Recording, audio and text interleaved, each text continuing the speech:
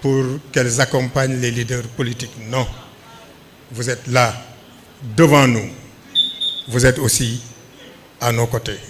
Vous n'êtes jamais derrière. Magi Pastef nag jigéenu Pastef boo ko waxee Magi Pastef a ngi ci parce que dégg naa leen yóbbante léegi ne lu tax ñuy tàcc waa JPS mais nag Magi Pastef aussi kenn demul ngeen des ñu ngi leen di nuyu. La commission électorale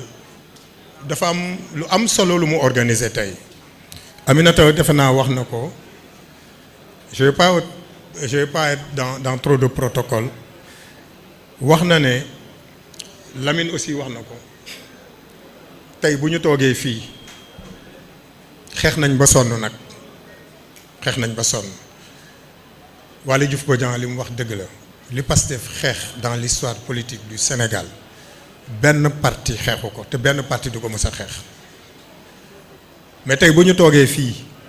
ñi nekk ay ministre ñi nekk ay DG c'est grâce à la commission électorale nationale. yomb na trop ñun góor ñi jël dépense joxe mais bu ñu lekkee c'est grâce aux femmes kon tey commission électorale amoon nañ leen jukkal ngañ dem mu ngi ko wax en 2019 bi ñu génnee élection présidentielle le président Ousmane Sonko dafa ne si nous réussissons à bâtir un appareil politique un appareil électoral fort 2024 nous allons prendre le pouvoir. Il avait le sens de l'anticipation déjà xamoon na exactement lan mooy tax ñuy gagner donc c'est le lieu de vous rendre hommage de vous féliciter et puis ñu continuer nag liggéey bi parce qu'il y a d'autres batailles électorales qui nous attendent te duñu xaar ba boobu jot ñu leen di mobiliser waat non j'ai toujours été là à vos côtés et je continuerai à être à vos côtés pour vous accompagner inchallah donc di leen féliciter di leen encourager.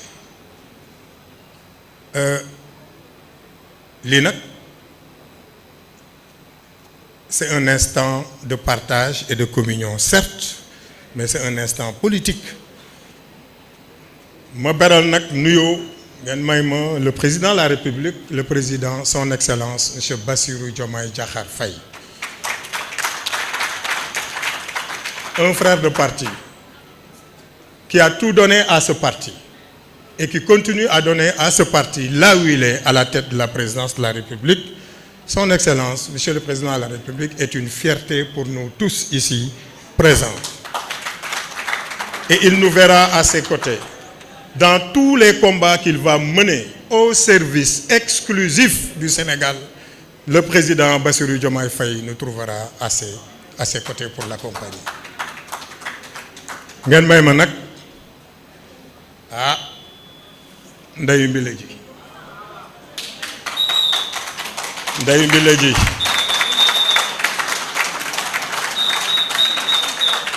Ndeyu Mbile ji ñun ñuy toog fii tey ay lëkk luñu bu ñu lëkkee olom nañ ko gërëma kan mooy cooy mooy cet homme politique qui a marqué son époque mais qui va marquer l'histoire politique du Sénégal de façon indélébile, c'est le président, notre bien-aimé président de parti, le président Ousmane Sonko. wax naa ko waxati ko histoire politique u Sénégal ci li ci des duma waliyu duma xut bu zaman comme moom nu mu koy waxee un homme politique comme le président Ousmane Sonko dootu fi am loolu sañ naa ko wax. On lui doit tout. Tey si cette jeunesse-là s'est engagée, c'est grâce à lui. Si ces bonnes dames-là qui sont là se sont engagées, c'est grâce à lui. Magi Pastef ak leneen ku ci engagé wu ci politique, c'est grâce au président Ousmane Sonko. C'est nous. La solution, c'est Sonko. Voilà.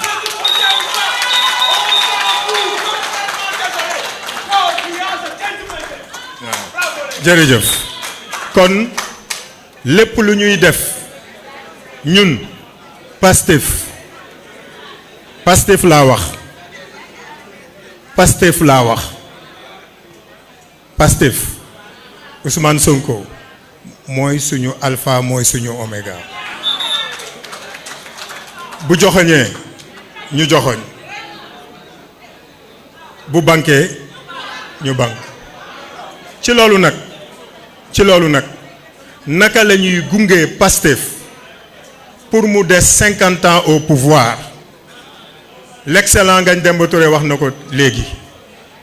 l'excellent Bassirou Diomaye Waly Diouf Bodian wax na ko léegi war nañu xam ñun ñooy ñan pour xam fan la ñu jëm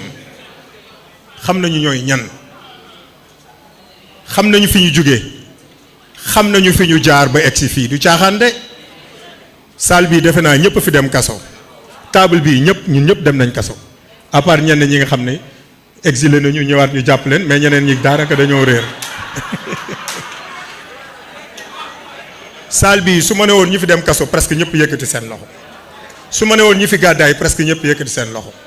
loolu musul am histoire politique Sénégal et léegi ñun est-ce que dinañu xam loolu xeex li ñu xeex yëpp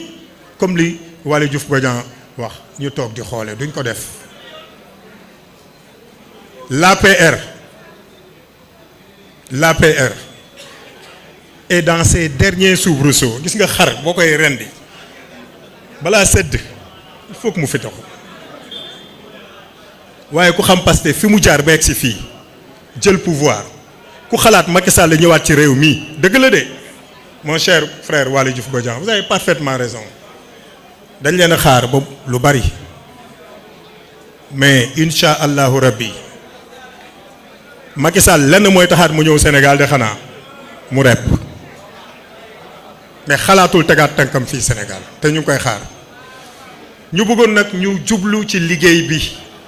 musuñu koo bàyyi sax mais bu ngeen déggee keroog suñu président de parti ni mu waxee war ngeen xam ni combat bi jeexagul dafay continuer on a pris le pouvoir certes mais il y a beaucoup de choses à faire loolu nag ci ñun la dépendre Ngagne Demba wax na ko léegi gëmuma ni sax division am na ci parti bi parce que dans toute dynamique de groupe il y a des contradictions c'est une forme de dialectique qui existe dans tous les groupes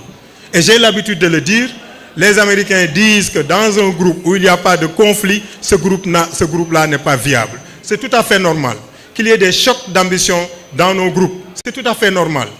mais nañ ko sellal parce que ñun ñoo jaay sellal politique bu sell sénégalais yi et pour l'essentiel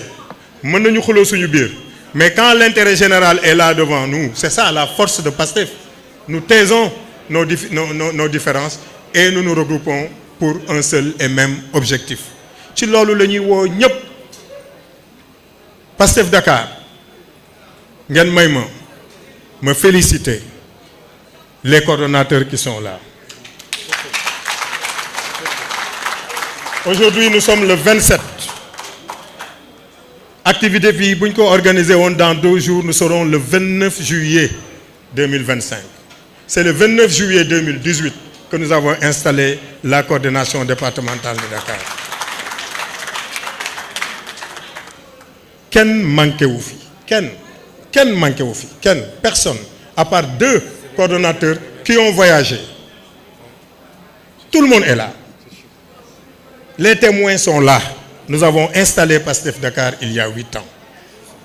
Et pourtant, kenn manqué wul. Mais ça veut dire beaucoup de choses. Ça veut dire que les gens ont été tenaces et fidèles. Les gens ont été loyaux au combat que le président Ousmane Sonko menait. Donc c'est le lieu de vous féliciter et de vous encourager. di leen ñaan ngeen continuer ci li ngeen nekkoon wala ñun ñëpp ñu boole continuer ci li ñu nekkoon c'est pas facile hein une coordination départementale nekk fi pendant 8 ans xuloowuñu xeexuñu dara amu fi loolu buñ ko réussir c'est parce que nous avons été conscients de ce qui nous unit te loolu moom moo ëpp doole fuuf ce qui nous différencie ma leen di féliciter encore une fois di leen encourager may tëjal ci lii rek 2029 c'est pour bientôt je ne parle pas de 2027 parce que lii xew fii ak 2027 yéen ñëpp yéene ngeen ma ko mais nag li xew fii ak 2027 yàlla rek ko xam yéene nag ngeen am seen yéene ci man rafet na je suis un militant discipliné xëccoowuma dara kuy xëccoo ak man yaa ngi perdre sa temps parce que ci parti laa nekk si le parti décide avec son président que je serai le candidat de Pastef Dakar en 2027 loolu mooy am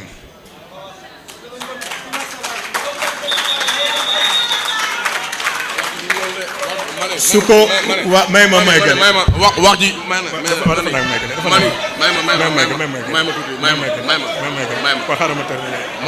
mani déglu leen ma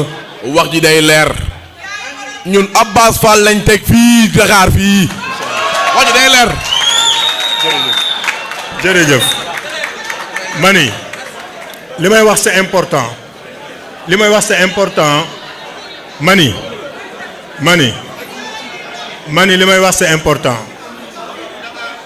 liggéey bi may def ci parti bi parce que 2015 laa ñëw ci parti bi quand même 2017 j'étais sur la liste de Dakar titulaire qui a amené le président Ousmane Sonko à l'Assemblée nationale 2021 j'ai été premier adjoint au maire de la ville de Dakar 2022 j'ai été député 2024 2025 je suis ministre de la République lan laay ut defe naa su ma dee gor rek su ma dee gor kenn du ma dégg ci parti bi may xëccoo du ma ko mës a def musuma yëkkati sama loxo laaj quoi que ce soit musul am bu mësee amit benn yoon la mës am musul am dañ may woo dénk ma jël ci loolu laay des mani ku nekk ci ñun am nga loo bëgg bu ko yàlla tuddee mu am bu ko yàlla tuddul du am mais nañu moytu yenn yi ci suñu parti bi di jël ay nit di leen fay naan leen xas leen Abass saaga leen Abass def leen ni Abass di jël ay nit ci parti bi naan leen saaga leen Waly Diouf Bodian saaga leen Ngagne Demba Touré dem leen ngeen def lii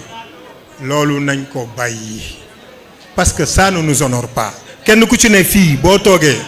xalaatal ñi dee énormément de gens sont morts ici à cause de ce projet énormément de gens seen kër tas na am na ñoo xam liggéeyatuñu ndax projet bi ngir yàlla nañ leen xalaat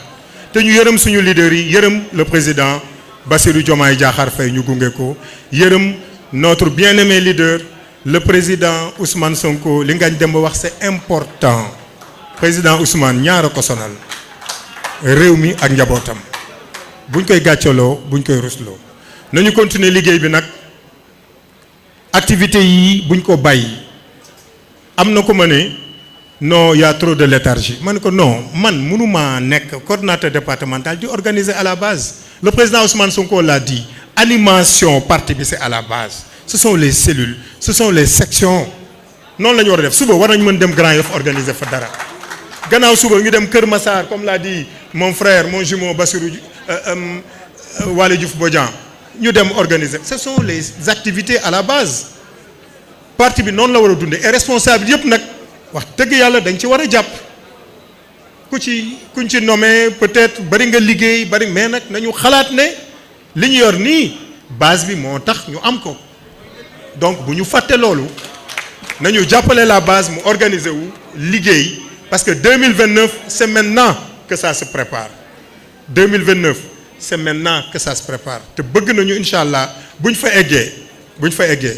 ñu am un autre mandat buñ fa jógee amaat un autre. di tàmbalee kàddu yi ci nuyu ki nga xam ne de façon incontestée et incontestable mooy le leader charismatique du département de Dakar monsieur Abass Fall ñu ngi lay nuyu di la jox sa wàccuwaay di wax ni nag dégg naa sànq Abraham Badji ne dafa bëgg nga nekk le maire de la ville de Dakar en 2027 mais man damaa yàkkamti man avant 2027 laa bëgg nga nekk maire de Dakar foofu laay yem bu loolu weesoo ma nuyu kilifa yi fi teew mooy les coordonnateurs communaux du département de Dakar waaye ngeen may ma nag ma jiital ci sama député sama grand frère sama formateur sama coordonnateur El Hadj Ababacar Tambédou maa ngi koy nuyu et à travers lui maa ngi nuyu honorable député Fatou Ngom madame John di nuyu ki nga xam ne nag mooy l'ami des Koulouna Waly Diouf Bodian grand Waly comme ni ma la ko waxee bërki dem bi ñuy déggante jamono ji ñu nekk boo fi nekkul woon làmbaay ñaaw au-delà des résultats spectaculaires yi nga nekk di def pour transformer le port autonome de Dakar aujourd'hui tu t'es érigé en bouclier incontesté de ce projet kon maa ngi nuyu ñëpp di leen ziar di wax ni nag gars yi lan moo xew je vous demande lan moo xew su ma nee lan mooy xew nag lan moo xew mooy il faut que ñu xam ñun ñooy ñan waa Pastef parce que réer boo gis bi ci yées mooy réeree sa bopp waaye xam boo gis xam bi ci gën mooy xam sa bopp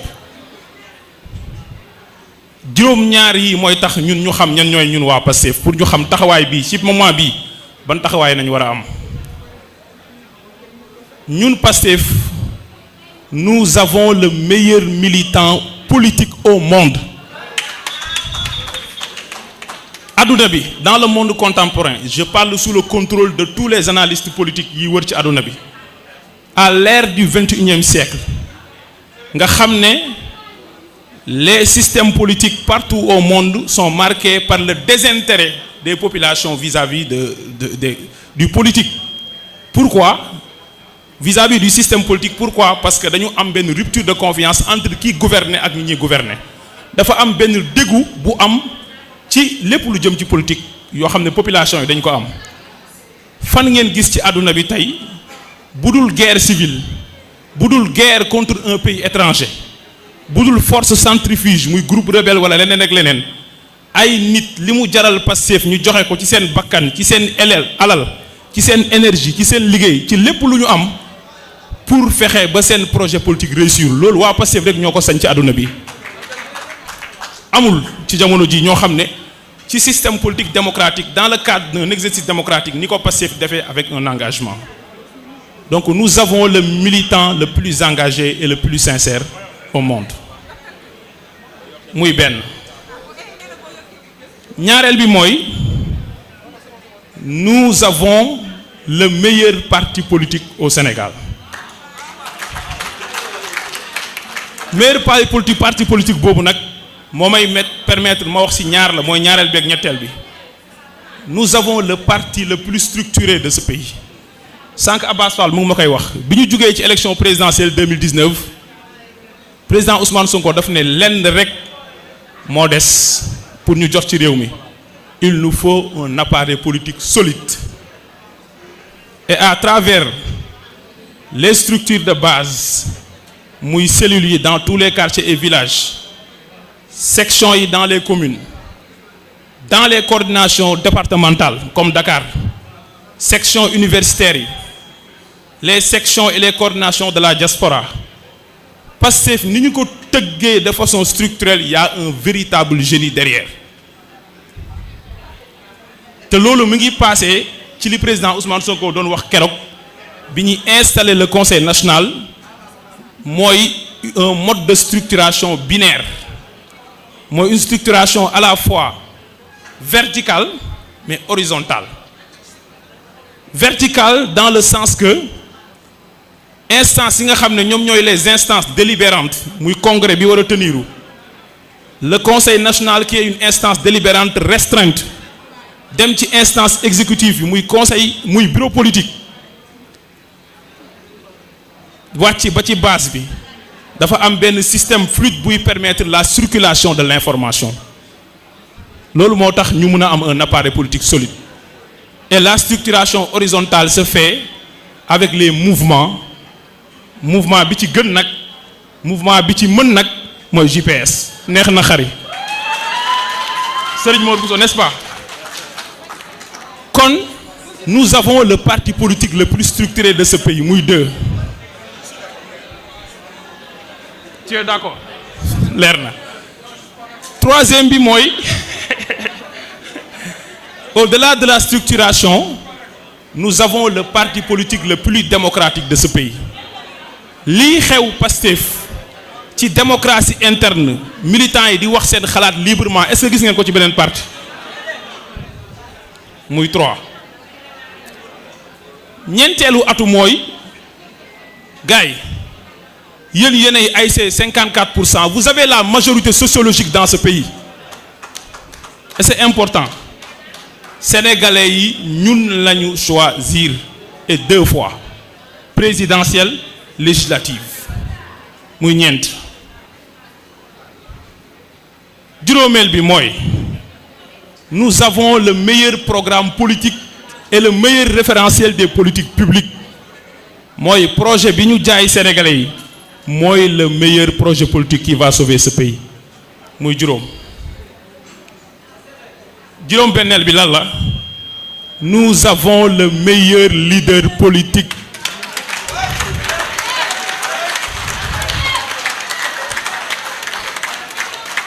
est-ce que mus ngeen gis ku mel ni Ousmane Sonko ci politique est-ce que mus ngeen ko gis ñaar moo ko sonal nag lii yëpp coono yi muy daj yëpp ñaar moo ko sonal bëgg bi mu bëgg Sénégal waaye fi mu teg njabootam muy ses militants bis bu ñu déggee Ousmane Sonko di sonn nañ xool ñaar yi la soit c'est les 2 cumulativement wala benn ci ñaar yooyu ñeenteel bi mooy dans l'histoire politique de ce pays vous avez élu le meilleur président de la République ci jub ci xarañ ci rigueur ci méthode ak ci bëgg réew mi